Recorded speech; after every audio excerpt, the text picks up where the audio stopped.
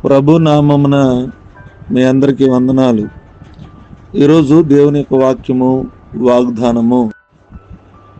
దేవా యెహోవా, నీ సేవకుడు నీ సన్నిధిని చేయు ప్రార్థన యందును విన్నపము నందును లక్ష్యముంచి ప్రార్థనను ఆలకించుము. 2వ దినవృత్తాంతాల గ్రంథము 6వ అధ్యాయము 19వ వచనం. ప్రియమైన దేవుని బిడ్డలారా, దేవుని యొక్క వాక్యం మనతో చాలా సూటిగా, స్పష్టంగా ఈ దినాన్ని మాట్లాడుతూ ఉంది. సొలొమోను మహారాజు దేవుని మందిరం కట్టిన తర్వాత ఆయన ప్రార్థన చేశాడు. నా పేరు పెట్టబడిన మందిరంలో జనులు తాము తగ్గించుకున్నప్పుడు వారి ప్రార్థన నేను ఆలకిస్తానని దేవుడు వారితో చెప్పాడు. ప్రియమైన దేవుని బిడ్డలారా, ఇక్కడ కూడా నీ సేవకుడు నీ సన్నిధిని చేయు ప్రార్థన విన్నపములను లక్ష్యముంచి ఆలకించమని చెప్తూ ఉన్నారు.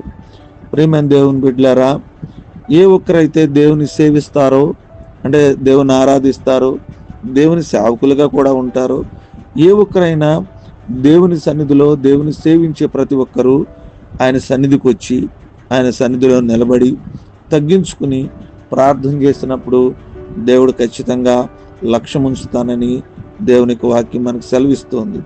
ఉదయకాల సమయంలో ప్రియమైన దేవుని బిడ్డలారా, దేవుని మందిరం, దేవుని సన్నిధి చాలా ప్రాముఖ్యమైనది. చాలామంది దేవుని సన్నిధిని నిర్లక్ష్యం చేస్తారు. దేవుని సంధిలో నిలబడలేరు, దేవుని సంధిలో తగ్గించుకోలేరు, దేవుని సన్నిధికి రాలేరు, దేవుని సంధిలో ప్రార్థన చేయలేరు.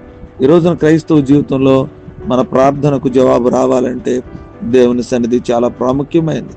ఆయన సన్నిధిలో సేవించే ప్రతి ఒక్కరూ ప్రార్థన చేసినప్పుడు వారి ప్రార్థనలకు దేవుడు జవాబిచ్చి లక్ష్యం ఉంచి వారి అవసరతలు తీరుస్తాడు. మనమైతే దేవుని మందిరానికి వెళదాం, దేవుని సేవిద్దాం.